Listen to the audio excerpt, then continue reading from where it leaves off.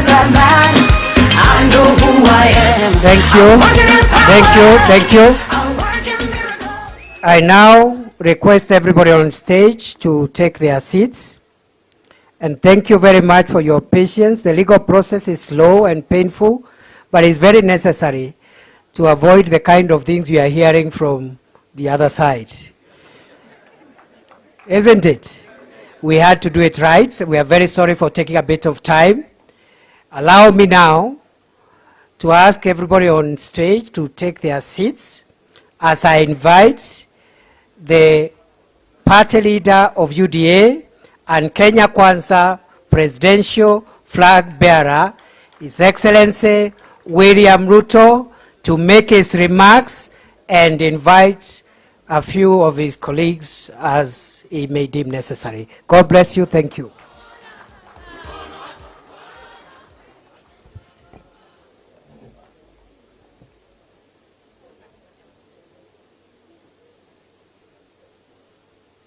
Thank you very much.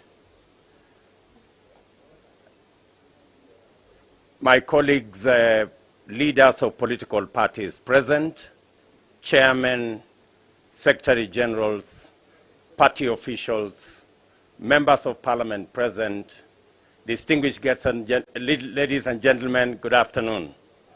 Hamjambo.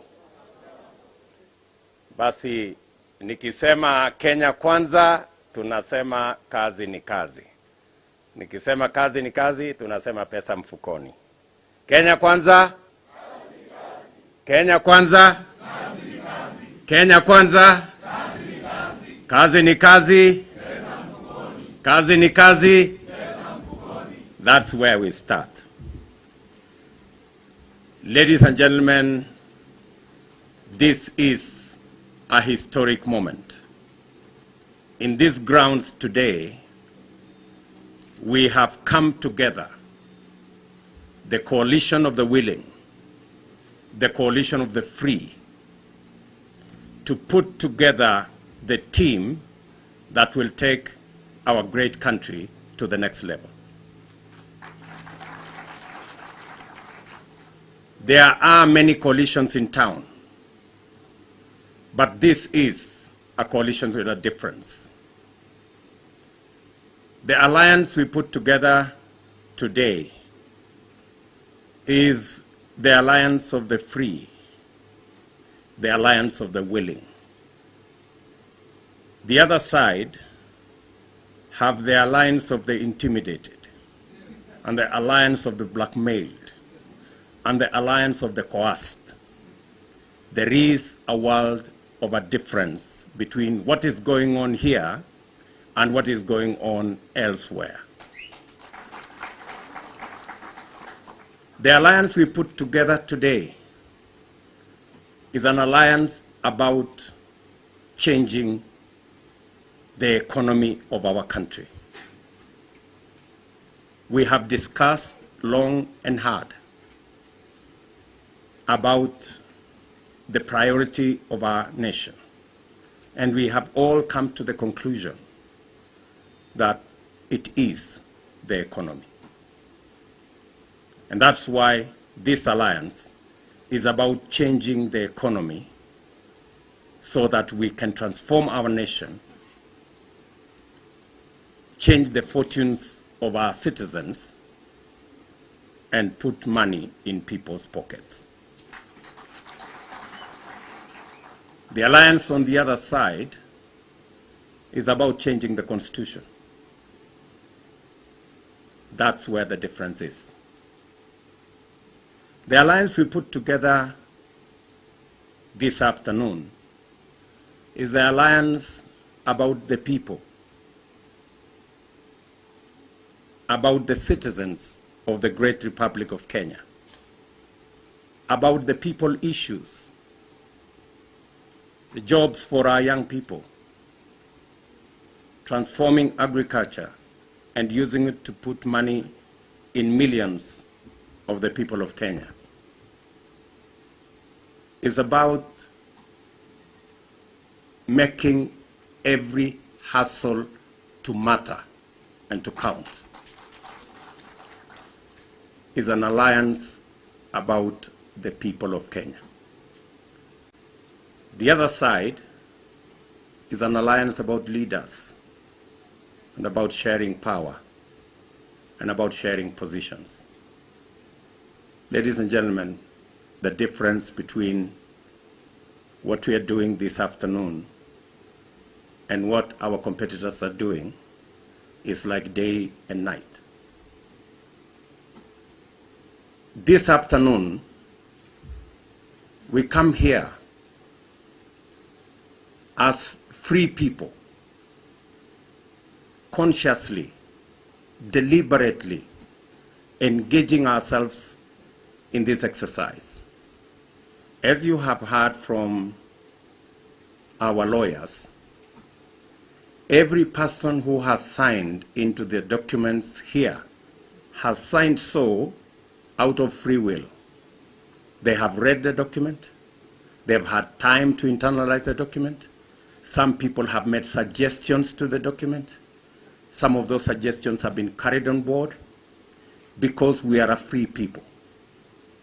We do not believe that, and it doesn't matter how much power you have or how much influence you have, you cannot blindfold people into an agreement that they have not read, that they have not understood, and that they later have to complain about. I think it is the height of impunity. I also want to say that the team we are putting together this afternoon is the team that will rid our country of the politics of deceit, the politics of betrayal. We are saying loud and clear that a nation is built on the foundation of integrity. That a nation is built on leaders, on the basis of leaders who have integrity. The integrity of a leader is measured by their signature and their word. If your signature and your word means nothing, that confirms that you have no integrity in you. And this afternoon, we are putting together this team because we want to change the political foundation of our nation so that henceforth our political foundation will be built on the firm foundation of integrity, where your word is your bond. If your signature means nothing, if your word means nothing, then you do not deserve any leadership position in our republic. The worst form of corruption is the corruption of trust. If people trust you, they entrust you their emotions, their future, their aspirations, and you cannot keep your word, you abuse their trust, you corrupt their trust. It is the worst form of impunity, and that is why we stand tall as Kenya Kwanza to say we are going to change the political foundation of our country and bring it back to the integrity of every leader and their word and their signature. Good people, we are set on a journey to take Kenya to the next level. I want to persuade my colleagues, party leaders, who together we have signed these documents this afternoon, that this journey is not about a person. This journey is about the people of Kenya, the 50 million people of our great Republic of Kenya. Kenyans out there want an answer. They want a solution. They want to know whether their next meal is secure. They want to know whether they can go to a hospital and get treatment. They want to know how their children after school can get a job. Kenyans want answers. We've asked too many questions. It's now time for us to provide the answers. And I am confident that the team we have here and those who are coming to join us soon, and there are many, will take our great country to the next level. We all believe in a peaceful country. We are all planning to have a peaceful election. We are dismantling the tribal base of our politics, and we are assembling an issue base for our politics. That is the future of our country. Countrymen, I ask you, one and all, to join us in this great task where every vote counts, every person matters, and every corner of our country must pull together. I do not wish to make this a long speech because we have come here for a very solemn occasion to append our signatures, to commit ourselves that we are going to build a team that will prosecute the agenda we have for the transformation of our great country.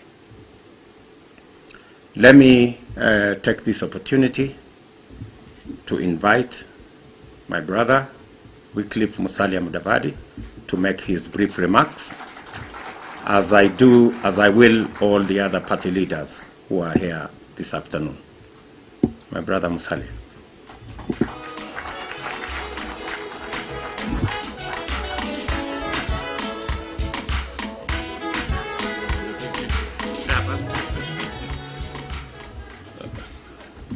Thank you, Your Excellency, the Deputy President.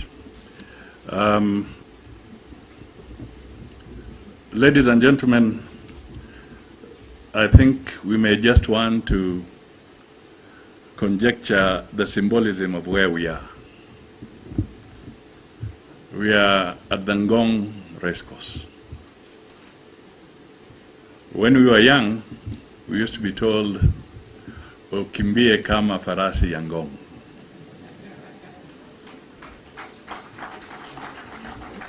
Today, Kenya Kwanza is getting bigger. It is getting much more stout. It has become the perfect stallion in Kenya's politics. So we are here because we are unveiling a winning horse. So I stand here to say that let us tell Kenyans that if they want to win and get something of their bet, then they should place their bet on Kenya Kwanza. This is the winning horse. For very specific reasons that the Deputy President has brought out. But the message we really want to send out is that we cannot afford the politics of deceit. We talked about a trust deficit some time back. But it seems people did not learn much about what we were saying. Because right now, what we are seeing somewhere else is that there is a resurrection of that trust deficit. It is still there. And the people on the other side, I can tell you, cannot seal or narrow the trust deficit that Kenyans have been experiencing. Kenya Kwanza wants to put the Kenyans ahead of everything else. We want to put Kenyans first.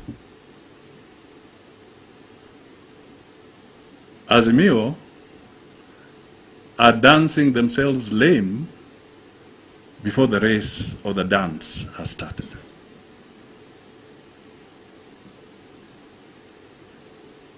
They are dancing themselves lame.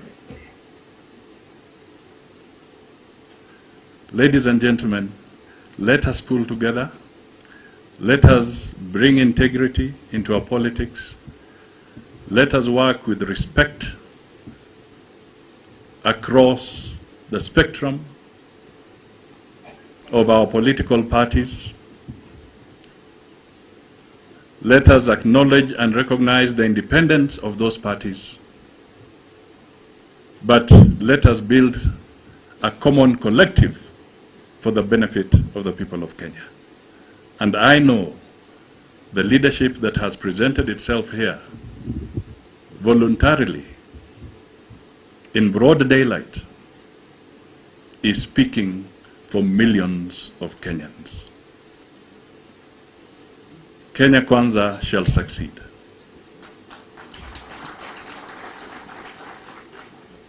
We want to hold hands with other Kenyans, and we shall succeed.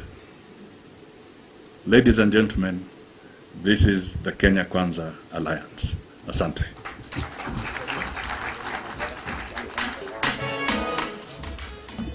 Let me ask my good brother Moses Wetangula to come and make his very brief remarks. Tumpigie makofi.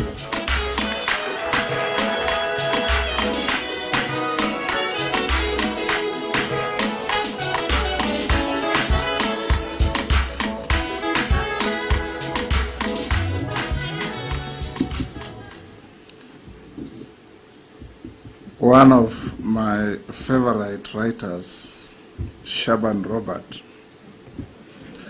would have called this siku ya watenzi wote.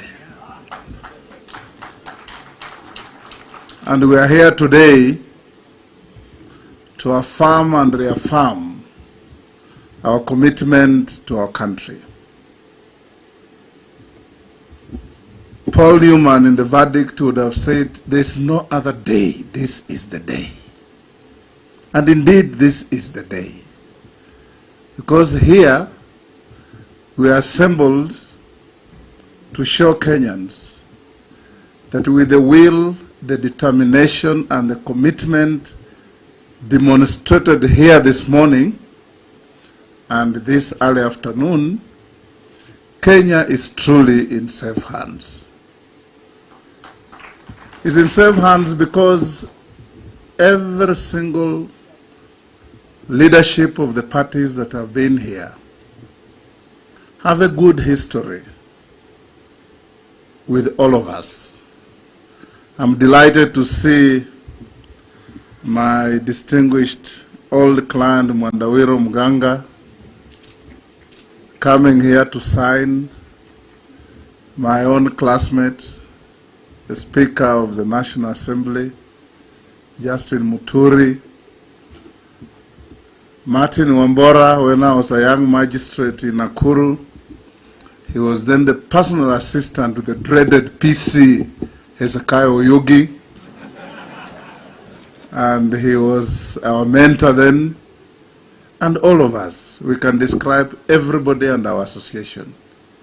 But the most important thing is we have come together Because if you ask each of our parties here, we want food on the table of Kenyans, we want to get rid of the fuel queues, we want the farmers to afford fertilizer and seeds, we want farmers to have a market for their produce, we want to take away stress from our teachers, our parents, and our pupils in schools, we want to reduce our public debt, we want to remove impunity from our leadership, we want Kenya where everybody lives with dignity and everybody demands and gets respect.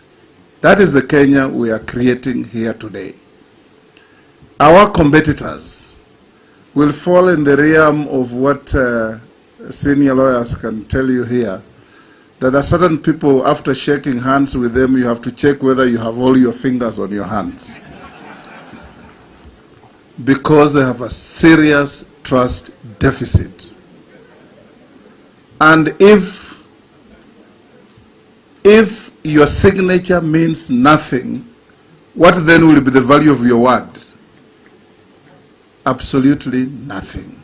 We've gone through this hog with many of them, and we know them, we can identify them even from the back as we walk forward. But today, I want to urge all of us, in the words of John F. Kennedy, ask not what Kenya Kwanza will do for you. Ask what you will do for Kenya Kwanza to make Kenya a great country. Because Kenya is a great country, constantly punching below its weight because of a deficit of leadership. And never again should we allow ne'er-do-wells to take the realm of leadership in this country and convince themselves repeatedly but falsely that this country belongs to them, because this country belongs to the people of Kenya. And it's the people of Kenya who will decide on 9th of August the leadership, and that leadership is right here with us. So as we move forward, ladies and gentlemen, let's all rally behind our team captain, William Samoei Ruto, and demonstrate that he's truly going to be but the first among equals, not the lord over others, because that's what we have seen in this country. We want Kenya to take its prideful place in the community of nations, starting from our neighborhood, our firm commitment to the integration of East Africa, where our markets lie. Our number 1 trading partner is Uganda. Our number 3 trading partner is Tanzania. And Congo has come on board. We must make this region a great region. And William Ruto and all of us, this team here assembled, we will take the country where Kenyans desire it to be. Not the falsehoods of Canaan, not the falsehoods of all manner of statements that mean very little. Above all, this is not a team assembled by people who want to secure and buttress their past mistakes. This is a commitment, a coalition of the willing, all brought together because we can see where we are going, we can see our destination, and above all, we have all the Kenyans not behind us, but walking side by side with all of us. Let me finish by thanking the courage taken by all of us here, particularly my brother Muturi.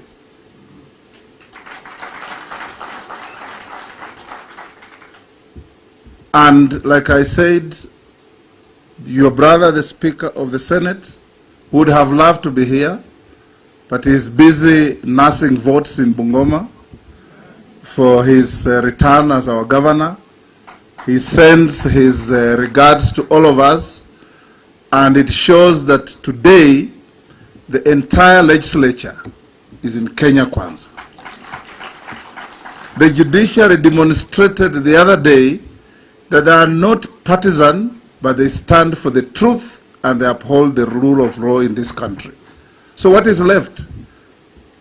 A hollow shell on the side of the executive that will not hold anything, whatever you try to do. Allow me now to invite my brother Justin Muturi, who's one of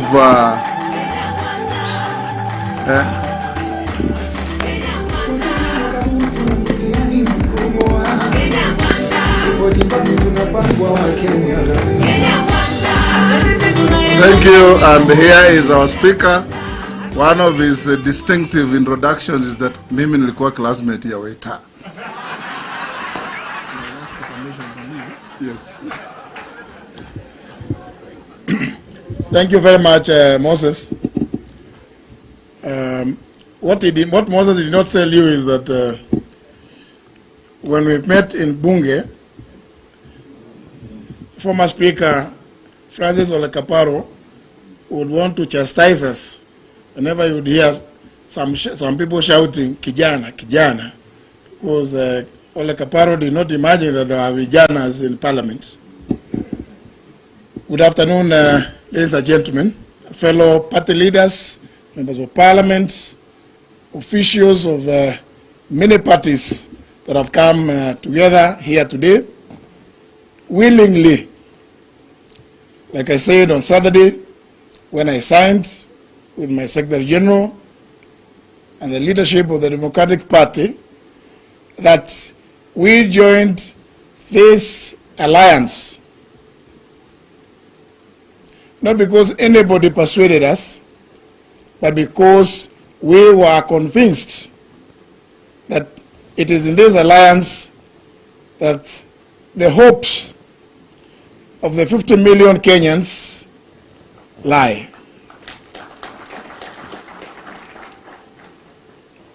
And ladies and gentlemen, I don't need to repeat what has been said by my colleagues and our captain, the Deputy President, about the issues that Moses has also articulated and MM on the question of what you stand for. If you wish to be remembered, ladies and gentlemen, and you have appended your signature, stick to it. The Honorable Professor Kidiki did indicate, and I agree with him, that we all read this document. We have contributed to its contents. And we can now assure the rest of the country that it is a document designed to take this country to the next level. Please, let us all in one accord stand by this alliance so that we will be distinguished as indeed backing a horse and not a mule. I'm sure you know the difference between those two animals. My brother, the Honorable His Excellency Musalia Mudavadi, did give the description about those animals. I'm sure we all know what the mule is good for. So, ladies and gentlemen, I'm here myself to attest, and that's why I've taken my time. As you know, I'd already signed on Saturday. But to affirm my commitment, I have stuck here to witness my brothers and sisters who have come on board also appending their signature and signifying to the country that this indeed is the tsunami that, or the earthquake that the Honorable Wycliffe Musalia Mudavadi predicted. It is happening right here. And like I did say, we will walk the talk. Let us not be told that there is this or the other where we cannot go. We know, many of us, that there have been many attempts to try and intimidate many of the political leaders, party leaders particularly. You've seen it's already happening in my own party. But take it from me, we will overcome that. That's a small, it's a molehill. We will climb mountains. So please, for those that are desirous of trying to begin that old game, please just know and remember this. It's only a fool that does one thing repeatedly and hoping to get different results. You tried it with my brother Moses Wetangula's Fund Kenya. You failed. You tried with others. My brother Festus Mwangi Kionjori. You failed. You tried with Jibebe. You failed. And many others who are here. So I can only assure you that even on this one, you will miserably fail. Because we are determined to work with Kenyans side by side in ensuring that there is every Kenyan has food on the table, and the many issues that we stand for. We want this country to move forward, and we cannot move this country forward if all we live in is history. We cannot allow history to enslave us. And those that are going to join part of that history after 9th of August, please, let Kenyans go. I'm sure for some of you, I may be speaking in parables, but I'm sure this, the August 9th is very easy to remember, that very soon, many people will become part of that history. And we'll be reading that history. So my good brothers and sisters, mine is to encourage every one of us that please, let us rededicate ourselves in the achievement to achieve what we have set ourselves to in this alliance. Thank you very much. God bless you. And ladies and gentlemen, I will be seeking your permission that I exit immediately, because as you know, the House is, the Honorable Duale made some rules that it must sit at exactly 2:30. And even though there are some people who are planning some things, the Honorable Duale and the others have assured me that we will be. So I want to go and meet them in advance. Thank you very much. God bless you.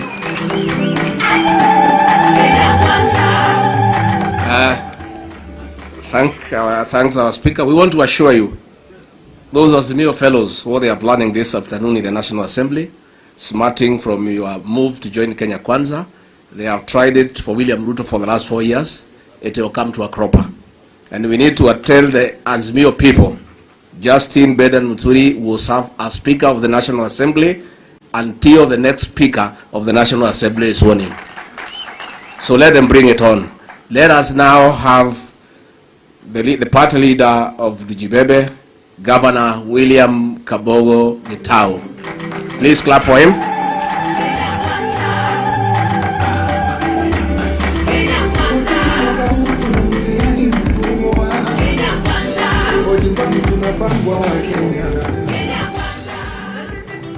Naam, Mheshimiwa Naibu wa Rais, viongozi wa vyama mbalimbali, itifaki zote zikiheshimika, niruhusu kusema Kiswahili kwa sababu ukialikwa kama namba 4 au 5 utajipata maneno yote yamesemwa na wewe huna lolote au chochote cha kusema. Kwanza nijihusishe na matamshi ya wale waliotangulia, kwa sababu mengi wamesema, vile vile ndio hivyo mimi ninavyoelewa. Kwanza niseme chama chetu cha Tujibebe wa Kenya Party au Jibebe ukipenda. Tumejiunga na Kenya Kwanza kwa hiari yetu sisi wenyewe. Hatukusukumwa wala kuvurutwa. Na ni kwa sababu lengo letu kama chama cha Tujibebe ni kuinua hali ya maisha wa Kenya. Kila Mkenya ainuke, ajibebe, na sote pamoja tuweze kutengeneza taifa letu la Kenya, haswa kiuchumi, na ni uchumi wa mifuko ya Wakenya. Lakini sitataka kusahau machache. Mheshimiwa Naibu wa Rais, umesema mimi ni mzee lakini tunaendelea kusoma. Nimesikia umesema kuna ufisadi wa aina ya uaminifu, na hiyo nimesoma leo, sikuweza kujua hapo mbeleni. Na ni kweli, kwa sababu wengi usahau, tunakaa kama yule mnyama anaitwa ngiri. Akifukuzwa kidogo, akifika pale anasahau. Kitu mimi ningependa kusema, nafikiri Mheshimiwa Wetangula amesema hapa, tusijiulize ni nini Kenya Kwanza itafanyia Wakenya. Wakenya wajiulize ni kitu gani watafanya na Kenya Kwanza. Na mimi ningependa kusema kinyume ya hiyo kidogo. Niseme Wakenya wamesema miaka mingi, kama kwetu tunasema dhuraku, kuumera, ni kwenda kupiga kura ukijua serikali unayochagua itakuwa ya manufaa kwako kama Mkenya. Kwa hivyo ningependa kusema kama Kenya Kwanza, lengo letu la kwanza ni kutimiza mahitaji na matakwa ya Wakenya wakiwa wote milioni 50. Pia niseme, nimeona huenda tunazungumza nyumba fulani ya poromoka. Na niwajulishe, nyumba mrefu kama KICC, ukiona inaporomoka na usimame na uanze kuiangalia na kuisema, itakuporomokea. Kwa hivyo tuachane na wale ambao nyumba zao zinaporomoka. Sisi tugange nyumba yetu hii ya Kenya Kwanza, na tuombe Mwenyezi Mungu aweze kutujalia tuweze kuchukua serikali mwezi wa 9 na kuanza kuboresha maisha ya Wakenya walio wengi. Kwa sababu viongozi ni wengi, nataka niachie hapo na nikuhakikishie Mheshimiwa Mdavadi, tulikuwa turuke pamoja na wewe pale Bomas. Nikasimama nikasema, mimi yale umesema, mimi fikira zangu naye pia zinaandamana na yale wewe umesema. Sikujua utaruka kesho. Kwa hivyo tukifika mahali tusonge pamoja, usiwache nyuma. Kwa sababu sasa imekuwa mimi ni namba 4 na nilikuwa namba 3. Lakini bila hiyo nashukuru Mungu kuwa niko hapa kwa mapenzi yake Mwenyezi Mungu, na roho yangu nipo hapa na sitoki hapa. Na mimi sina matusi na mtu yeyote. Nimesema mara kwa mara Mheshimiwa Rais ni rafiki yangu, lakini hii kazi sio ya urafiki jamani. Hii kazi ni Kenya yetu. Wao wamefanya yao. Sasa wakati umewadia kikatiba kuweza kuondoka, kustaafu, na sisi wenyewe tushikilie gurudumu kulingana na mapenzi ya Mwenyezi Mungu na katiba yetu. Kwa hayo machache, nashukuru kuwa hapa, najivunia kuwa hapa, na tunahofia wengi pia watakuja. Kwa hivyo tukae tumefungua mikono na kusema kwa Mwenyezi Mungu tusaidie baba. Asante. Your Excellency, I'll seek your indulgence. We allow the original majority leader, Aden Duale, to say a few words so that he can move to the National Assembly and lead our troops to deal with those Azimio characters who want to intimidate Speaker Muturi. Mheshimiwa Duale, 1 minute.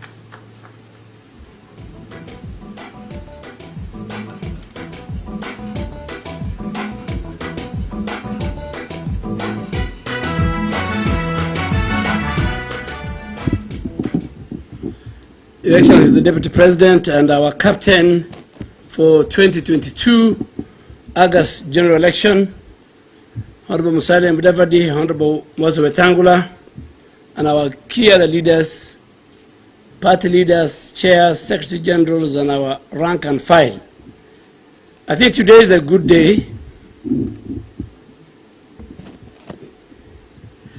I am not a party leader, but I've been, unfortunately, I've been a founder member of many parties, beginning with ODM, URP. There was a small party called PDR that later turned into UDA, and then Jubilee, and now we are in Kenya Kwanza.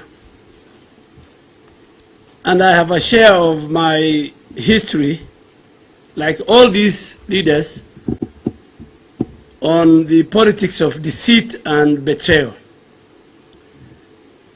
But I really want to ask our leader here, the Deputy President. As our leader, you have an opportunity to bring to an end the culture of political deceit and betrayal that has characterized the pre-independence and post-independence governments. And until, the framers of our Constitution in 2010 insulated your office as a Deputy President. And I'm told around the other team, they're being told, why are you gunning for the office of the running mate? You know the occupant of that office currently is nothing. That is the kind of impunity that is going on. But I hope, Mr. Deputy President, when you become the president, you will not allow people around you and yourself to humiliate, demean both the person and the stature and the character of the office of the Deputy President in accordance with our Constitution. I think you will promise us that. And then that goes down to the other leadership that you will lead. Because I have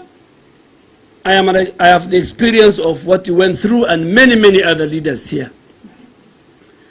Secondly and finally, we fought this battle 4 years. 4 years. Most of those of us who coalesce around the Deputy President. A number of us paid ultimate price. A number of us were dragged to courts. A number of us were charged with very frivolous charges. The criminal justice system and KRA were used. A number of us, colleagues sitting here, sacrificed their positions, including my brother Moses Wetangula, not only on our side, as the leader of minority. But I think we proved to the people of Kenya that we as the leadership that is here today will not be part of a group that wants to use institutions to destroy political careers, that will use institutions to do conflict of interest and do business with the government, that will use and avert the Constitution and create state capture, that they will use institutions and leaders for their own personal and family gains. And as I go to Parliament this afternoon, I want us to assure the people of Kenya, our captain, that this alliance represents the unity of our people, that this alliance will represent the revival of our economy, that this alliance represents how we shall deal with the debt crisis, that this alliance will represent how we restore the safety and security of the citizens and never allow many of our people to die in extrajudicial killing. So I want to urge all these leaders that it's not about the position that we are going to take. It's about how to bring back the dignity and the stature of the people and the country called Kenya. And finally, if you allow me, our captain, let me go tell Azimio team and also the ODM team that I remember they never participated in the first place in the election of the Speaker Muturi. That time they were not in the House. It's when they were busy swearing in their fake president and people's president. So I think they have forgotten that. So if you allow me, let me rush, but wish all of you that we will deliver the people of Kenya to the really Karan. Thank you very much. Thank you, Leader. I now want to request the Leader of the Service Party, the Honorable Mwangi Kiunjuri, to come and make his remarks.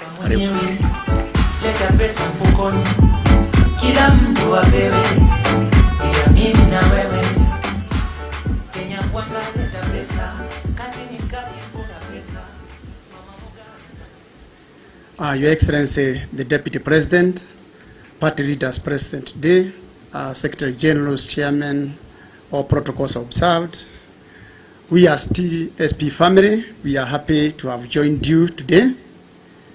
That we were invited, we honored this invitation because we believe in this cause. We came here because we have a purpose. And when we looked through Kenya Kwanza, and you have been following closely the activities of Kenya Kwanza, we believe that we are in the right formation. That we have had the opportunity as Kenyans to look at the formations that are already here with us today, the Azimio formation and Kenya Kwanza. And Kenyans can clearly see who can lead them to the next level, whereby for the first time Kenyans will be economically empowered. Because what we are looking for today is not about big words, big things that we can be promised, but it's looking at the suffering of our people. Today, every Kenyan is crying because of the cost of living. And to make the matter worse, you look at this formation of Azimio, and you wonder what is happening with them. But sometimes God works miracles. If you look at what happened with them, when they tabled this budget, you can tell them the writing, you can tell Kenyans clearly that the writings are on the wall. How can you table this kind of a budget that is so oppressive to Kenyans? Kenyans who cannot afford daily meal, and what you are telling them that I'm going to tax you further. And this is the time you are supposed to be bringing them together. At least, even if you are clever enough, you could have at least inserted some few lines there, lie to them that you lower the cost of their living. But you are telling them on the face that it is not enough. I have not dealt with you. I'm going to deal with you now. That you elect us, and we have no sympathy of your children who are not going to school, of those people who cannot pay their loans, of those people who cannot educate their children, and you don't care. However, Your Excellency, if you look at the journey that we have walked through, and what you have gone through with this system, we have already tried to tell them that the most important thing today is to ensure that a Kenyan can wake up, feed his family, because if a Kenyan cannot feed his family, you have denied him any other dignity that he can enjoy. That men and women wake up today, some of them confess that they try to come back home late when the children have already gone to sleep. Because the questions that are going to face them, Dad, are we not going to eat today? It is no longer women who are answering the question. Men are answering questions that our women, our mothers, should be answering. And therefore for us, we have joined, and we have been with you. We are not joining today, It's not that it's only that we have not been properly admitted. I've already assured you time and again that this journey we are walking together. The most important for us today is to ensure not only that we are going to empower Kenyans, not only that we are going to give our young people meaningful employment, but we must assure them, we must free them from state capture. That this country must belong to all of us. Today, this country has owners, people who decide, a few of them, who will be employed where, which project will go where. They will even decide who will go to jail tomorrow, who should be investigated for this and that. We must free our people from these people. The final words to God, after the miracles were performed, the final words to Pharaoh was, let my people go. Our final word to Asmio, and your major principle, is that you must let Kenyans go. You must free Kenyans. And if you attempt to follow them, what will happen to you is the disaster that happened at the Red Sea. We are going to push you to the oblivion. There is no way Kenyans will sit down again and allow you people to decide their fate when they can decide their fate through the ballot. We want to assure you, you can ban all the words that you want to ban. But our people must be enlightened. We have to allow them know that we cannot trust you. We must allow you to know that you are not deep state. Kenyans are deep state. And therefore, kula tutachunga. Because you have no other option. You have only been left with only one option. Intimidating Kenyans, making them believe that you can steal an election. You cannot do that. Tuko ngangare, watu wako sawasawa. Ya mwisho. Wakati nilikuwa shule form 4, tulikuwa na methali tulikuwa tunasema. And I looked at this arrangement ya Asmio. And Moses tried to emphasize on it, and also my brother Musalia Mudavadi, of who are in that formation. Nikakumbuka hiyo shairi, kuliondokea bwana abaye kujeba ni tabiaye. Akaoana na mwanamke mwivi jaye. Wakawa wakiulizana kizazi kitakuwa namna gani. Mungu akawabariki, mtoto akazaliwa. Lakini mtoto mkono ukakaa umekunjwa. Wakashika jia, wakanenda kwa mganga. Kwa mganga mkono ukafuguka. Kumbe Kanama alikuwa ameiba pete ya mkunga. Now if you look at this formation, already we have been told by the party leader, team leader of Asmio, that his key advisor atakuwa rafiki ya Ruto. Huyu ndiye mtu ambaye amezamisha wa Kenya. Kama Kenya imezama kwa sababu ya huyu ndugu yetu. Kama Kenya tumeangamizwa na huyu ndugu yetu. He has intimidated all of us. Now what you are telling us, that you are going to walk the footstep of the same person that we are trying to deliver Kenyans from. Kenyans, be aware. Kenyans, wake up today. And today, we have been commissioned. The party leaders that we are here today, when we leave this gathering today, we are not waiting for any other instructions. Move where you are coming from. We are properly represented. All the corners of this country are represented. And I can assure you, we shall put our best foot forward. Asanteni. Thank you very much, Honorable Kijore. You have said what many Kenyans fear to say. We want to have the leadership of the Economic Freedom Party, Isaac Abe, come and make very brief remarks. Karibu sana.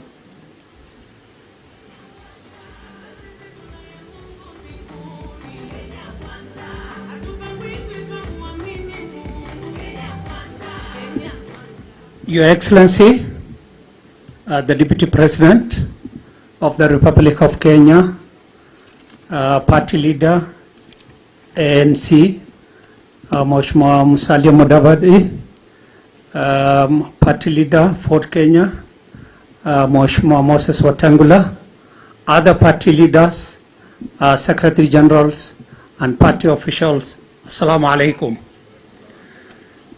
Mine is very brief. First of all, from the word go, I want to state that I'm here willingly and conditionally. That the reason why I'm here, I believe this is where our interest lies. And from the time we started hearing the word bottom-up economic model, from the time we started hearing pesa mfukoni, we said this is where we belong. And the reason being, in our manifesto, Economic Freedom Party, we say EFP is a Kenyan political party whose focus is economic empowerment of Kenyans, particularly those economically marginalized, women and youth. Economic Freedom Party has a national ideological leaning that is towards founded on a social justice led by the philosophy of inclusiveness. By that, we have been with you, even though we have not been physically with you. Today, we came here only to formalize that. And I want to thank our brother, Mheshimiwa Abdurrahman, Ambassador Mahmoud Saleh, and Mheshimiwa Honorable Adam Barre Duale for making this possible. Thank you very much.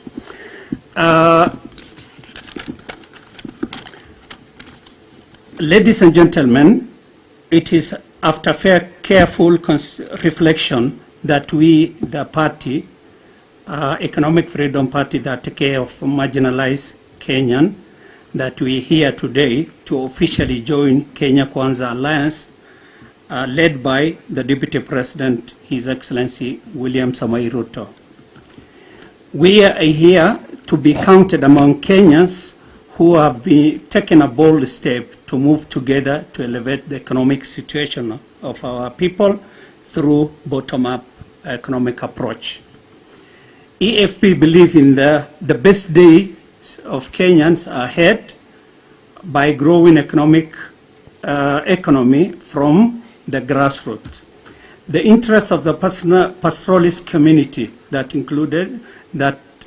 includes availability of clean and reliable water for human consumption and agriculture, which is our key to our livelihood. The establishment of a better animal husbandry and establishment of meat processing industries is essential to our addressing our long-term economic needs. The transport infrastructure to open up the northern frontier is the beginning of the economic freedom of our people and party. Those and more of our issue, including health care for all, we believe in that best be taken care of by Kenya Kwanza Alliance, who have demonstrated solid in commitment to inclusive economic development for all Kenyans. Your Excellency, from Kenya North, one of the qualities that we look for a leader, actually in a leader, is one, accessibility to that leader. Two, that leader, when he greets, he always bend and lower his shoulder for even the shortest person to reach. And without any doubt, even those who are opposing you today, they all give you that credit, you are that leader. We therefore urge all Kenyans of goodwill to turn up in large numbers on August 9th and the elected leaders within the Kenya Kwanza Alliance for the better future.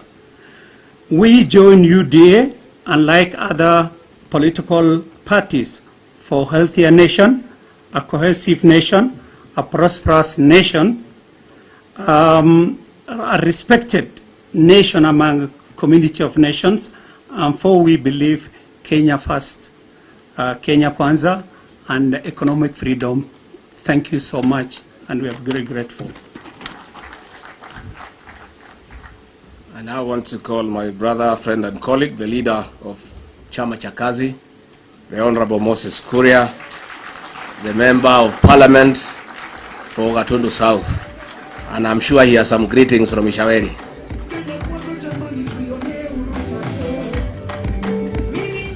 Thank you very much, my colleague, Honorable Rigathi Gachagua, Your Excellency, the Deputy President of the Republic of Kenya, fellow party leaders. Siku hizi mimi ni mchache wa maneno, so I'll be very brief. And as you've heard, we have got some very important business in Parliament. I don't want to belabor you with what has been said. I just want to first recognize people whom we have traveled together in this journey. It's not been easy, starting with yourself. I recall from 2017, when we could sit with you, and you are still hopeful that maybe we are getting it wrong.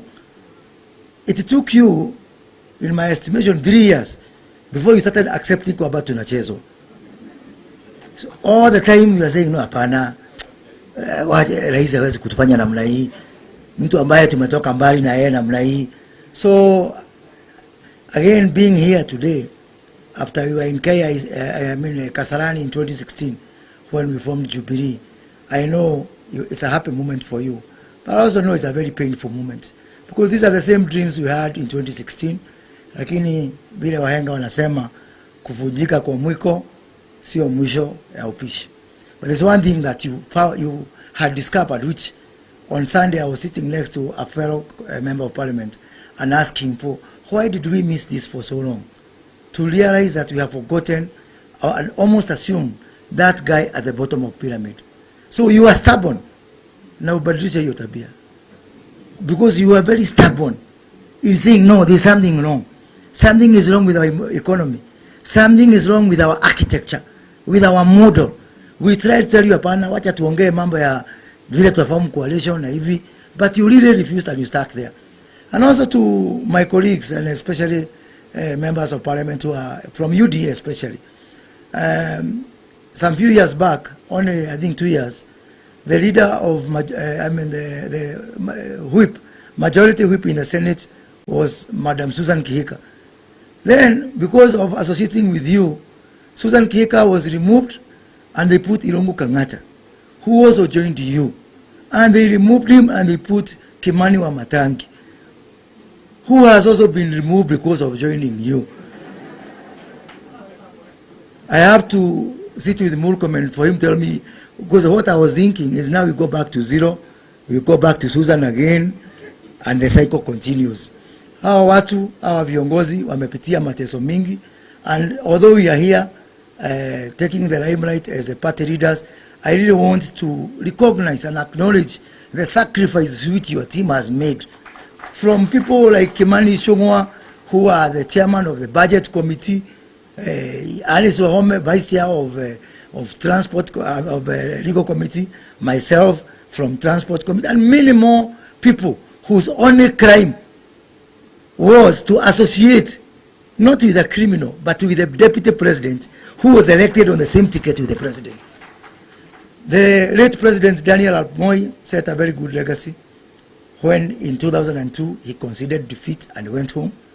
Despite assurances, despite Sally Kosgei crying on the runway, Mwai Kibaki followed suit. He went home, and I want to assure you, as a member of Parliament for the President of the Republic of Kenya, he is also going home. And we shall have William Ruto and the Kenya Kwanza team as the next government. And this government, as His Excellency has said, it's not about individuals and not about parties. What brings us together is really because we have to save this country. Nothing is working in this country. And I don't know why it is starting with only the liquid products. Hakuna mafuta ya petroli, hakuna mafuta ya kupika, hakuna maji, hakuna maziwa. The only liquid ni ile mimi na Musalia tuliacha tukaachia wengine. Hiyo nasikia bado hiko sababu sijasikia wakilalamika. So we have a lot of work to do. Tuko na kazi ya kufanya to save this country. And I want to assure, this is my 7th, I started campaigning for president when I was 21 years old, and I was in a campaign team for Kenneth Matiba. This is my 7th presidential campaign. I forgot how to lose elections 20 years ago. I forgot. I don't know how to. And we are going to win this one. Make no mistake. Ile kazi tutafanya na Mwami Musalia na Weta, Aisha Jumwa. Nimeona my predecessor, you know I'm the incoming chair of Council of Governors, and Martin Nyaga Wambora is here. Kama Wambora ako hapa, yani devolution yote iko hapa. Speaker Muturi ako hapa. Speaker wa Senate ako hapa. Hii vyama vyote, hata kuna ingine ya YouTube inaitwa Radical, sijui kwa nini hawakusaini. Hata wao najua wako hapa na tutashirikiana. Hao watu tutawaonyesha kivumbi. And let me tell you something as I finish. The major difference between this coalition and the other coalition. This coalition, there is joy and happiness being in this family. This is not a coalition, this is a family. Nobody is woken up, nobody is told to go and do something. The kind of commitment, how else would we survive 5 years of Mateso kama sio unity and our family ethics and our family attitude? Now with the new members who have joined us, we are going to work together. And let me tell you something, because you know Raila Odinga is my friend. And I want to say it on record that Raila was ready to go home after 2017. It is some people who wanted protection, I don't know for what. Because only people who are guilty go looking for people to protect them, including a man who was ready to go and look after his grandchildren. And you stop him from going home. So my good friend Raila Odinga, because I know also you have been forced, like we are being forced to run again, we shall help you by sending you home. Asanteni sana na Mungu awabariki sana.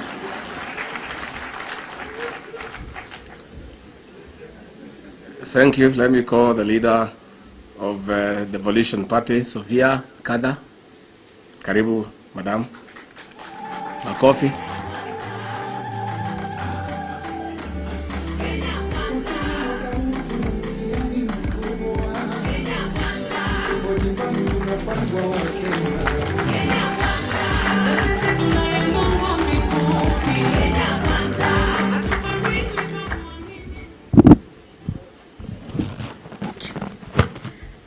Thank you very much for this opportunity. Your Excellency, the Deputy President and the incoming President of the Republic of Kenya, all other party leaders in Kenya Kwanza. My name is Sofia Nkatha, and I'm here to represent our party leader for the Devolution Party of Kenya. And I want to say,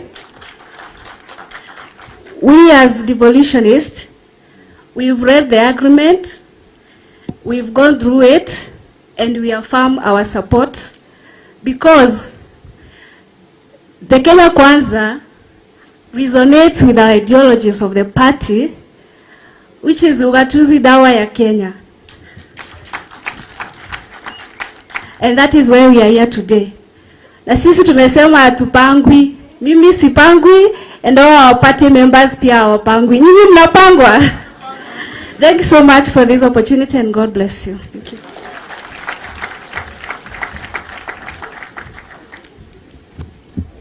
Thank you. We want to call the party leader of Umoja na Maendeleo, Governor Martin Wambora, who is also the chairman of the Council of Governors. Karibu, Governor.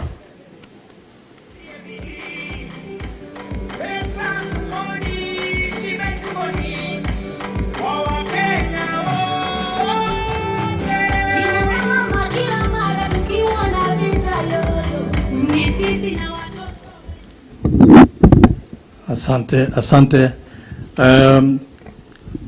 Your Excellency, the Deputy President, and also the leader of the coalition, the founding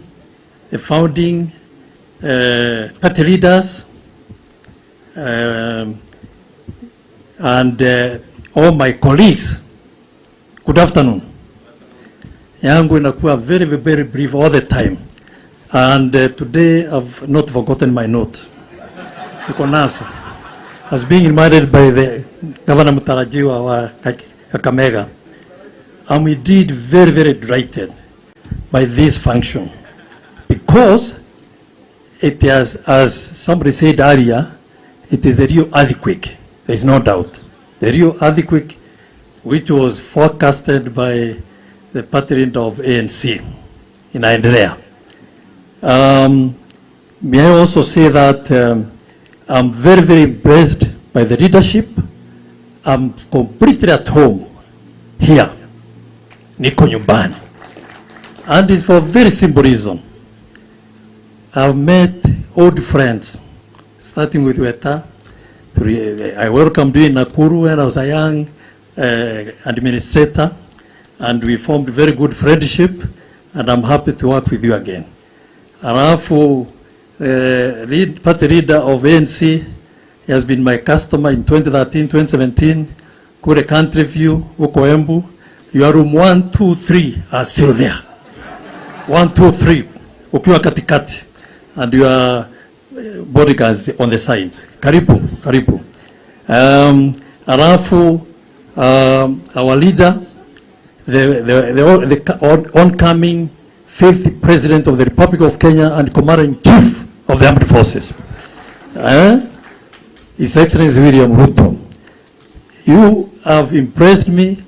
You have been a friend of mine, and I like your style of leadership. The reason why I brought my wife to your place last time, he was not believing that I can make a call and unasema kuja mara moja na nikaja.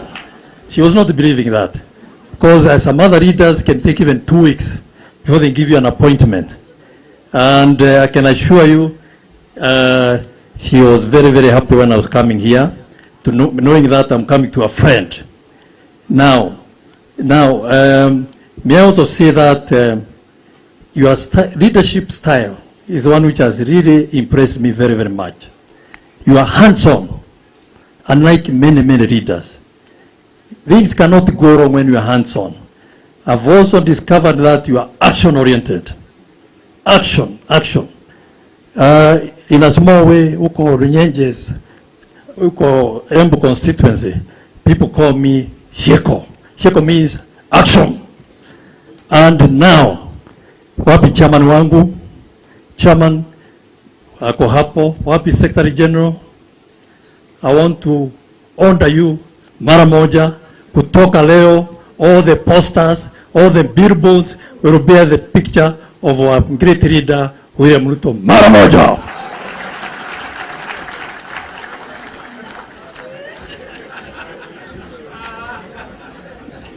Thank you, Governor. We want to assure you, in this formation, you will never forget your notes, because there is no intimidation. This is an easy family compared to where you are. That place is full of intimidation and arrogance. I want to call Honorable Irongo Nyakera for the Farmers Party to come and briefly make your remarks.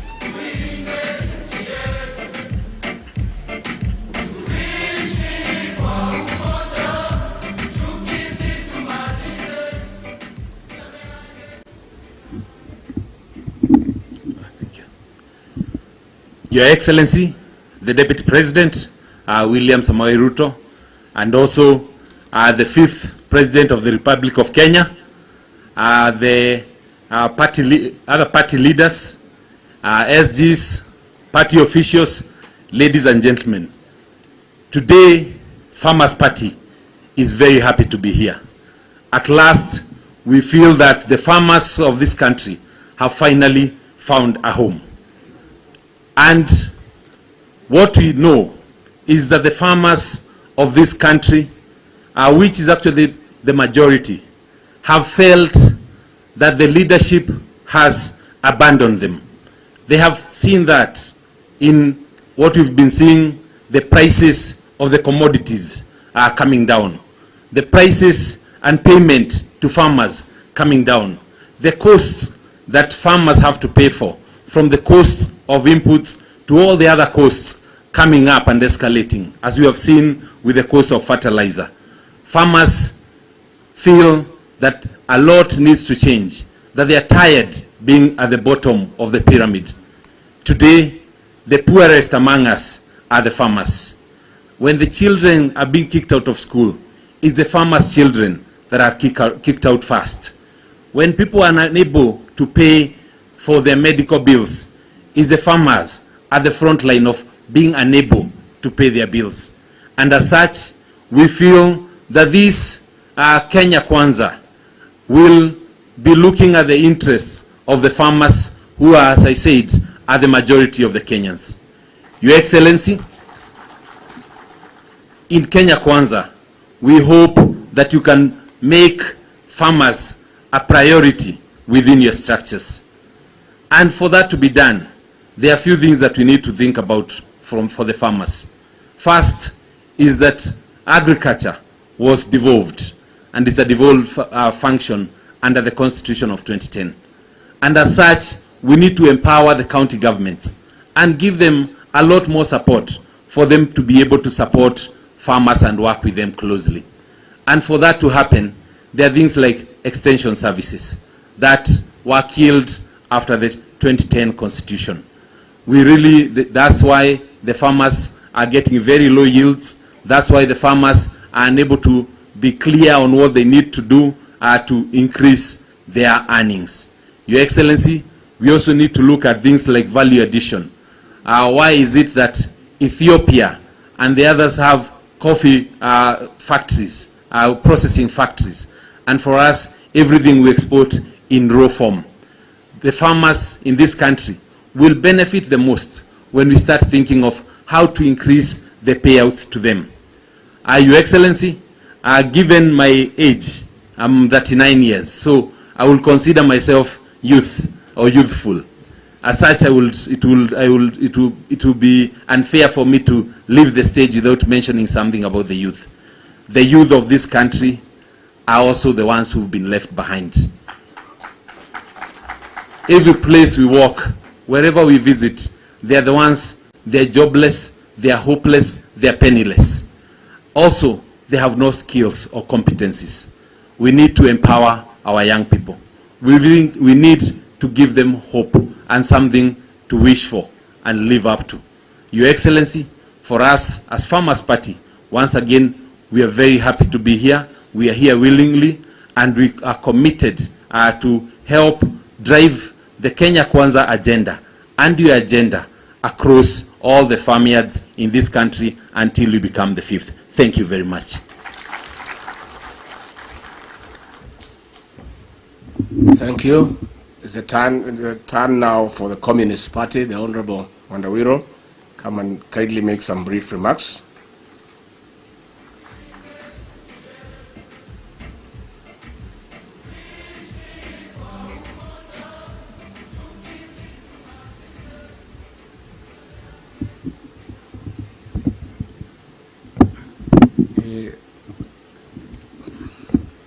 Raisi mtarajiwa wa Kenya Kwanza pamoja na waasisi wa Kenya Kwanza, nikitambua Mheshimiwa Moses Wetangula ambaye alinitetea mara nyingi na akanitoa kwa kifo Kibosi Prison, na Musalia Mudavadi ambaye pia tumesoma naye pamoja, na marafiki zote ambao tumeungana leo tukakutana, viongozi wa vyama vya kisiasa ambao vimeungana na huu muungano wetu wa Kwanza, Kenya Kwanza. Kwanza naopongeza nyinyi nyote, vyama vyote, kwa kushiriki kwa huu muungano, kwa sababu swala linalokabili Kenya kwa uchaguzi ambao tutafanya mnamo Agosti 9 ni kwamba tutabaki pale pale ama tutaenda mbele. Na ni wazi tukichagua ule muungano mwingine ni kusema kwamba tunataka tubaki pale pale kama wa Kenya, na matatizo yale yale na watu wale wale, na tunajua ni kitu gani.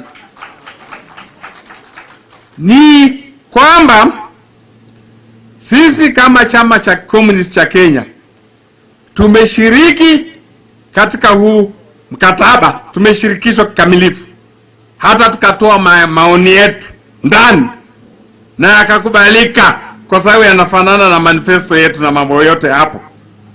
Tunahakikishia kwamba sisi sote, Mheshimiwa Rais mtarajiwa na viongozi wetu, tukikuwa na ukweli katika mkataba huu, kwa sasa tukuunge mkono, tuhakikishe umekuwa rais wa nchi yetu ya Kenya, na huo mkataba na utekelezwe baada ya sisi kuchukua mamlaka, na tutachukua ya uongozi baada ya tarehe 9. Tutawapatia wa Kenya matumaini kwamba Kenya inaweza kuwa bora zaidi kuliko ilivyo sasa. Matatizo yote yanayokumba wa Kenya, ukosefu wa kazi, umaskini wa kupindukia, wachuuzi kupata shida, wafanyakazi kunyanyaswa hapa na kule, na siasa hizi zote za mwenye nguvu mpishe mnyonge msonge, ambazo zilizoko sasa tutaanza kukabiliana nazo na kuziondoa, na mitaa ya mabanda tutaanza sasa kupambana nayo kuiondoa. Ndio kwa maana sisi wa komunisti tunakupongeza sana rais mtarajiwa, na pia hawa ndugu kina Moses Wetangula na Musalia Mudavadi, kwa kutambua kwamba swala muhimu ambalo limebaki katika Kenya ni kutengeneza uchumi mpya ambao utashirikisha watu wote wa Kenya kutoka mashinani kwenda juu.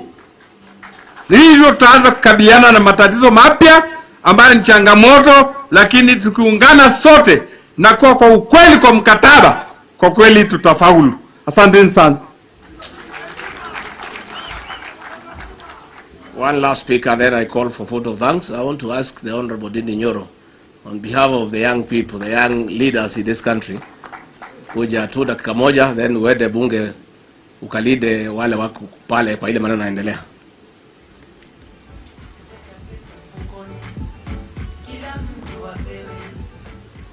Thank you very much, Mheshimiwa Gachagua, His Excellency the Deputy President, na Rais wa 5 wa Kenya, na viongozi wetu wote na Wakenya wote. Niko hapa mbele yenu kwanza nikifurahi sana, kwa sababu Mheshimiwa Deputy President na Rais wetu wa 5, I can now confirm to the population of Kenya and to our fellow citizens of Kenya ya kwamba sasa ile kitu tunatafuta ni gap, kwa sababu naona wewe already sasa ushakuwa kiongozi na rais wa 5 wa Kenya. Nikiangalia hii meza hapa, the front seats, the party leaders today ambao wametuongelesha, na Wakenya ambao wako kule nje wakikuunga mkono, nao naona ya kwamba tunatafuta gap na margin kubwa, na naona ya kwamba tutaweza kushida yule mtu wa kushidwa mara mingi by over 70% and above on the 9th of August. Na nikienda kumalizia, every country have their critical junctures, and I can see that this year of 2022 is a very critical year for Kenya. Just as China became the China we know today from 1978, and Japan in the 1868, and the UK through the glorious revolution of the 1688, and South Korea in 1962, after General Park became president, I can see the real independence of Kenya, and especially economic independence, is starting this year on the 9th of August. Lakini niko na jambo moja kwa rais wetu, kwa sababu ndiye kiongozi wetu wa Kenya, and the last responsibility lies on him. There is no fuel katika nchi ya Kenya, na tunajua watu ambao wanauza hiyo fuel wako katika serikali yetu ya Kenya na vio kubwa. Hakuna gas imeenda juu. Yule anauza gas katika nchi ya Kenya ni kaka ya rais wetu ambaye walisaidimiana, ambaye ni handshake brother. Hakuna maziwa kwa supermarket zetu, na wakulima wetu wanauza. Yule anachukua maziwa kwa wakulima na haipatikani kwa supermarket. Ni viongozi wetu tu hawa ambao wanasubua wa Kenya. Rais wetu umepeleka bidhaa ya vitu zote wa Kenya wanatumia juu, kutoka uga kwenda mafuta kwenda gas. Juzi hata serikali yako through Warma wamepeleka hata bei ya maji juu through the water user fee by 300%. And the guys in your government wamekosa adabu kabisa. Leo nimesoma katika gazeti ambayo pia ni yenu, ile mlichukua ya Kenneth Matiba, mkisema ya kwamba mnataka kuanza renovation kwa manyumba za Wakenya, ati muanza na nyumba ya Deputy Rais William Ruto ambaye ni official residence hapa Karen. I want to challenge you guys out there, you murderers of this regime. Sisi wengine wetu ni watoto wa maumau, na kama nyinyi ni wanaume kamili, anzeni renovation katika nyumba ya Deputy Rais Karen, muanza na gate. Mtajua ya kwamba sisi tulipigania uhuru wa nchi ya Kenya. Mumetutapeli kiuchumi, mumetutapeli ki maneno ya siasa, na tunawaambia ng'o, tarehe 9 mwezi wa 8, nyinyi wote watapeli tunawaweka wheelbarrow, tuwapeleke nyumbani. Kenya iache ikitawaliwa na watu ambao wanaelewa uchumi wa Kenya na kwenye Kenya inaendelea. Asanteni sana na Mungu awabariki. Let me request our Governor Kirinyaga, Bijimiji, and Waiguru, come and briefly say something, alafu shangazi wa taifa, alafu ndio tufunge. Madam Waiguru.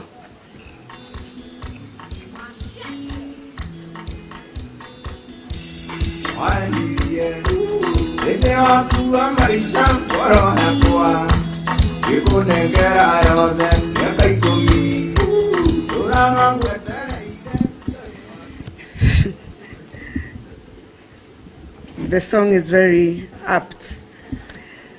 Your Excellency, the Deputy President of the Republic of Kenya, and the party leader of UDA and the leader of the Azimio Group Alliance. Sorry, oh my goodness. And the party leader of Kenya Kwanza Alliance, my sincere apologies, because I was thinking what I'll say about them. And all the party leaders that are present here, all my colleagues and everybody, good afternoon. I don't have much to say because when you come last, most of the things that you would have wanted to say have been said. But I think what I would want to say at this point in time is first to welcome all those parties that have made the bold step to join us in the Kenya Kwanza Alliance. As you have heard, this is an alliance which is more than just a political movement. It is a home for many of us. Many people say that since some of us joined this side, even our facial expressions have changed to be a little bit more relaxed. We smile more often. Because on the other side, you did not know who is your ally, even when you're on the same side, and who was the person pulling you. The person who actually was supposed to be your best friend, you would find is the same person who is actually leading you into the trenches to make sure that you're finished. But on this side, I must thank you, Your Excellency, the Deputy President, for your leadership. You have been exemplary. What everybody is saying, you are reachable. It's actually unbelievable where you get the time. You listen to people, even contrary opinions. When we differ, you have a way of taking charge and leading us in that direction. And us, as your followers, we support you, we stand with you, we have every confidence that Kenya will have the best president ever come August 9th, 2022 this year. We have absolutely no doubt that we will win because we have the numbers. We will win with a huge margin. And now to just respond to that issue that Mheshimiwa Ndindi Nyoro has mentioned. We have seen it reported in the newspapers about them wanting that you vacate the Hustler's mansion so that they can start renovation in preparation for the next deputy president. We would also, as Kenyans and members of Kenya Kwanza Alliance, request for first the vacation of State House for the preparation of renovation for the incoming 5th president of the Republic of Kenya. I think tuanze na kule juu, watuonesha example, akivacate to renovate, kwa sababu sisi tunajua president wetu wa 5 angependa pia kuingia huko kama kumetengenezwa vile inastahili. Sina mengi ya kusema, niseme tu asanteni sana, welcome home, and we look forward to forging a new Kenya, a Kenya that will uplift the majority of citizens of this country up, and we have every confidence that our bottom-up and Pesa Mfukoni Alliance, Kenya Kwanza Alliance, will deliver in August. Asanteni sana. Let me call Shangazi wa Taifa, the Honorable Aisha Njumwa.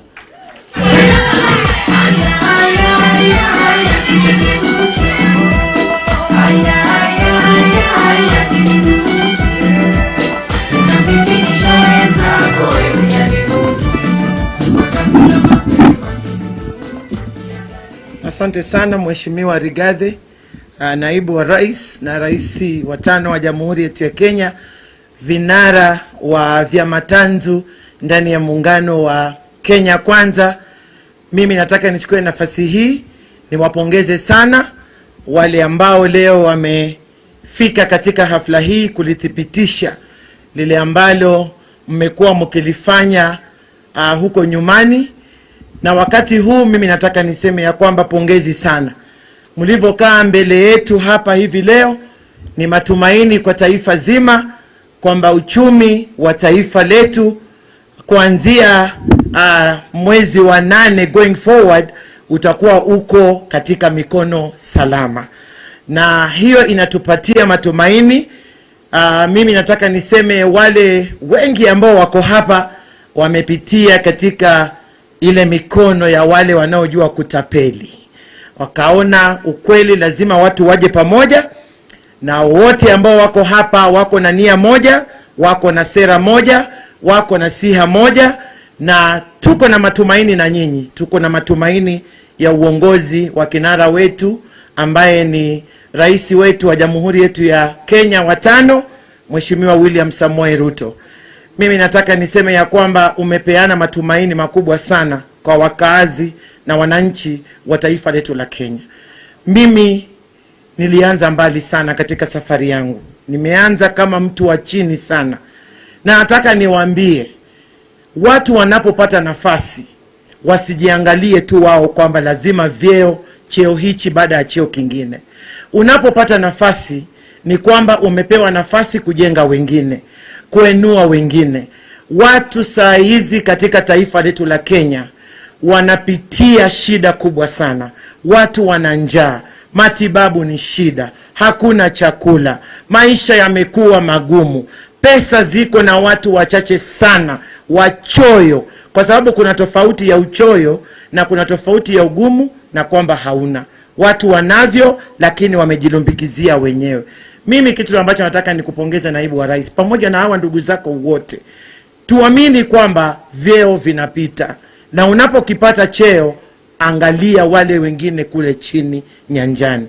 Tuna matumaini nanyi, tunawategemea na tunaamini ya kwamba kama hujaamini tunakuombea Mungu akupe jicho la 3 ili uone kwamba serikali inaundwa hapa.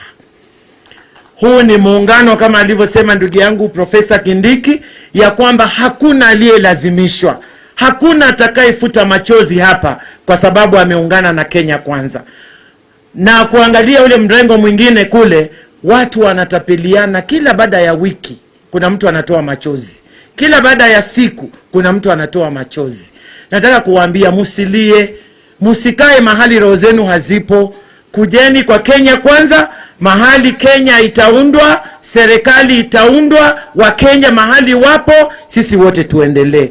Tunawajua munalia gizani, lakini sisi tunawakaribisha mchana, tuungane, tuendelee na safari ya kujenga Kenya. Asanteni sana, Mungu awabariki, Mungu akubariki rais wetu wa 5, akupe nguvu na afya. Tunakupenda, tutakampenia, tutakupigia kura na tutalinda kura. Aisha, nimeambiwa ukibie bunge unatakikana huko. I want to call the last speaker, then I'll call the Deputy President to come and wait for us. The Chairman of the UDA party, Senator Johnson Mugama, come and say jambo, and then we'll call the Deputy President to wind up for us.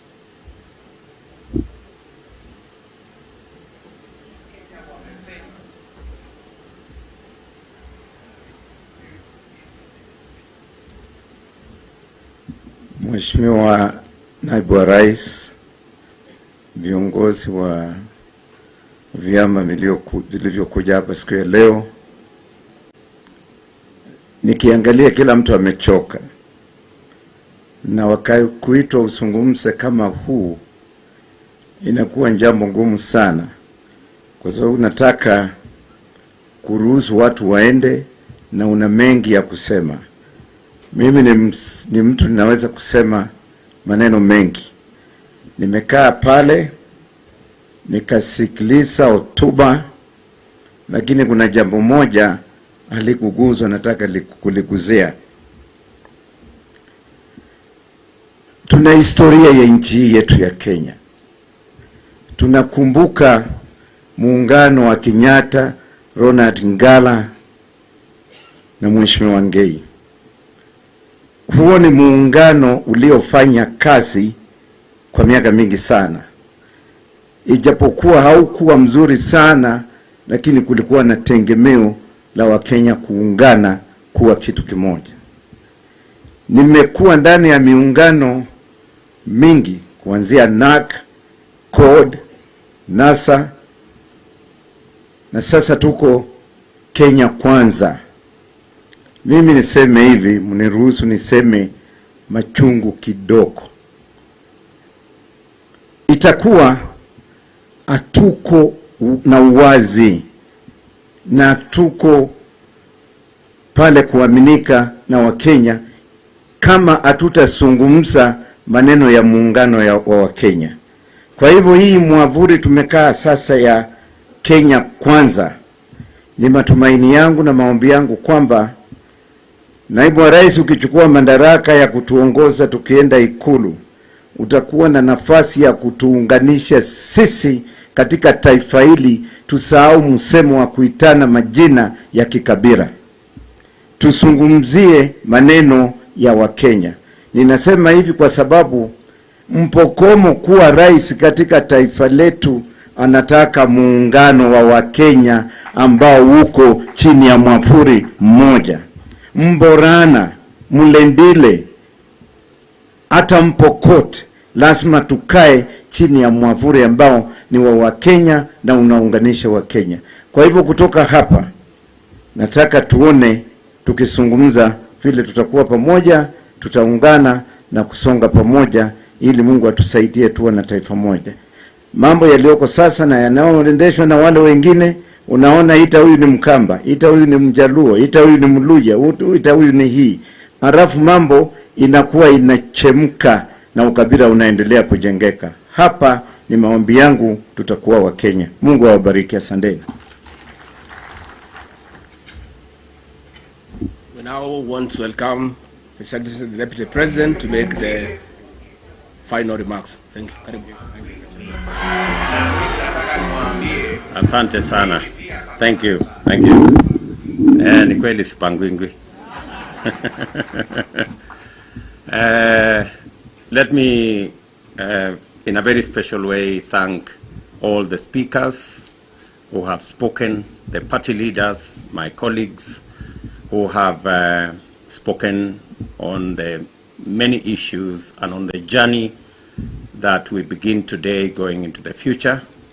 Congratulations to all of you, party leaders, your officials, and your members, as we all join this great team, the Kenya Kwanza team.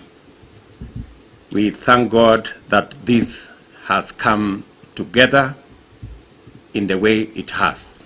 We are grateful and we are confident that the journey ahead is a journey that God is going to lead us, and with God everything is possible.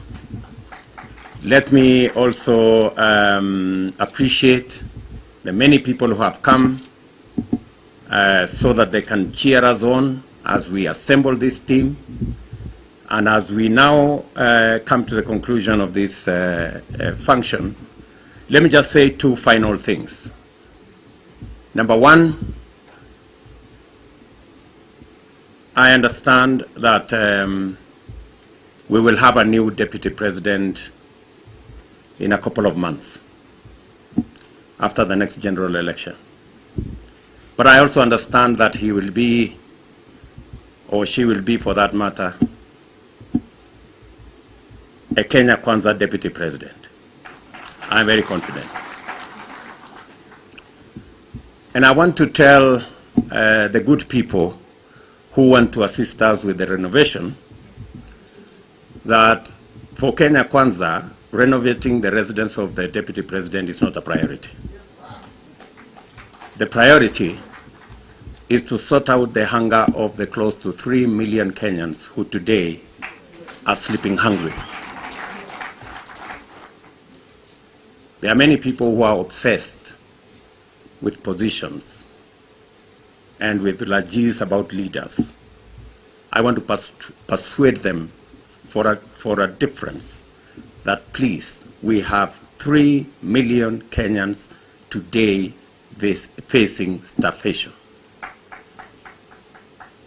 It is only inhuman if anybody thinks that while we have 3 million Kenyans facing starvation, that the priority is to renovate the residence of the deputy president. Secondly, I appreciate, because I respect my friend, the President of Kenya, when he asked me that he wanted a legacy for Uhuru Kenyatta, and he wanted to run this government differently.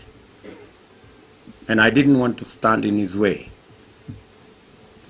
I appreciate that he has delegated responsibility to many other people in government. But I think it's right for us to say there is a crisis in Kenya. There is a fuel crisis in Kenya. Adding on to the long queues everywhere. The long queues, even on a simple matter of SIM cards. We want to ask our people in the CA, please, be human. Kenyans are queuing everywhere. It is not necessary for them to queue for a SIM card, for them to be registered. We have enough time. What is this magic about Friday? The SIM card registrations can wait. Up to December, maybe. It can wait. There is no crisis unless you are up to no good. And if you are agents, if the CA is agents of the dark forces, we want to tell them they will fail, and they will fail miserably. We asked the other day, and nobody has answered, about the Petroleum Development Fund. What is really going on with the Petroleum Development Fund? 39 billion shillings was in the budget, has been collected, and nobody is telling us what happened to that money. The president signed the other day the supplementary budget so that we can sort out the fuel crisis in the country. The fuel crisis in the country, the queues are getting longer. Surely, Kenyans deserve some answers. It is not enough for the Ministry of Energy to tell us long stories about there being their board. Money has continuously been collected. Kenyans have continuously paid taxes on fuel, and money has been collected under the Petroleum Development Fund. Where is this money? Where is it going? Why are the queues getting longer? We appreciate that the whole of government has been mobilized to run the Azimio project, but surely it cannot be at the expense of 50 million Kenyans. It cannot be so that we can have long queues everywhere. The Kenya Kwanza government will sort out many of the things. We will sort out matters to do with unemployment. We will sort out the cost of living. We will sort out issues to do with access to credit. We will sort out matters to do with universal health coverage, but I request my friend, His Excellency the President, surely we cannot wait for the next government for us to sort out the fuel levy crisis. The people who have been delegated that responsibility by His Excellency the President must either up their game or ship out so that other deserving Kenyans can sort out the matters in the Ministry of Energy. I think that's really the bare minimum we can ask as Kenya Kwanza, with a lot of respect, because we have a situation in Kenya, and I think the project can wait for a few days for the fuel levy to be sorted out, and then we can continue with the game and the music as we have always done. So with those many remarks, let me say, ladies and gentlemen, I'm truly grateful to each and every one of us who's been part and parcel of this great and successful occasion. I welcome all of you to the Hustlers Mansion for lunch before the renovations. Karibuni sana. Thank you very much. We will have now the national anthem, and everybody is welcome, as you have heard from the tenants of the mansion. Asanteni sana. God bless you. Let's have the national anthem and the closing prayer. I don't know whether the bishop is still with us. Yes, Bishop, come, please come. DJ ngoja kidogo. Thank you so much. National anthem, East African community anthem, and the closing prayer. I want us to just bow our heads and then we pray. Our dear Heavenly Father, we come before you again. Better the end of the matter than the beginning. We are glad to have gathered in this tent, and this is a testimony of the good things that you are doing. As your word says in Matthew 20 and 28, just as the Son of Man did not come to be served, but to serve and to give his life as a ransom for many. I now pray and declare that the Kenya Kwanza team are going to fit in that scripture, that they shall be servant leaders. Even when we see our own top leader coming and giving a vote of thanks, that is a testimony of the servant leadership that we desire in this nation. And as the Psalm says in 27:13, that I am confident of this, I shall see the goodness of the Lord in the land of the living. We shall see the good of Kenya in this land of the living.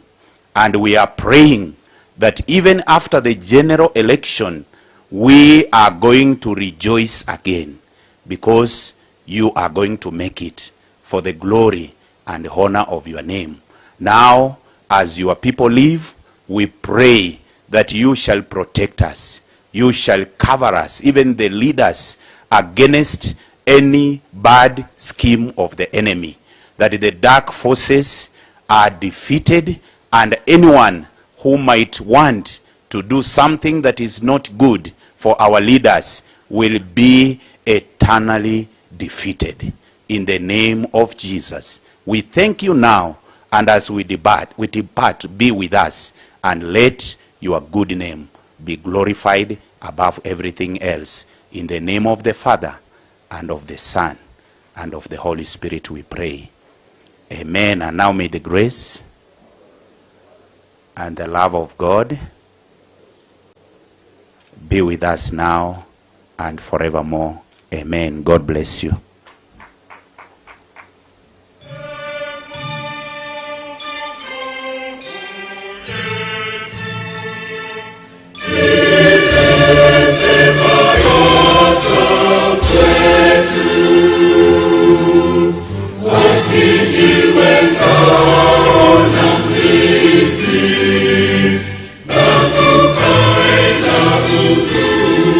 Amani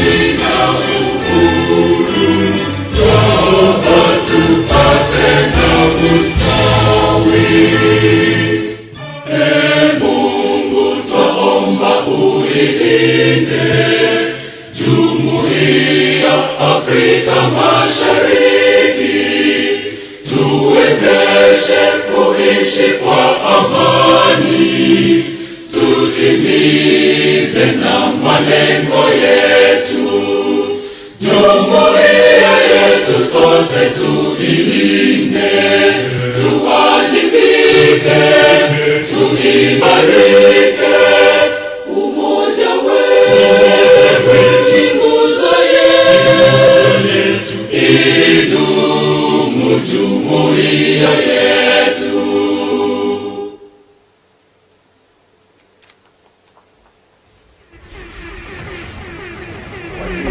Vile Wakenya wamesema hawapangwingwi, kila mtu from nataka wajue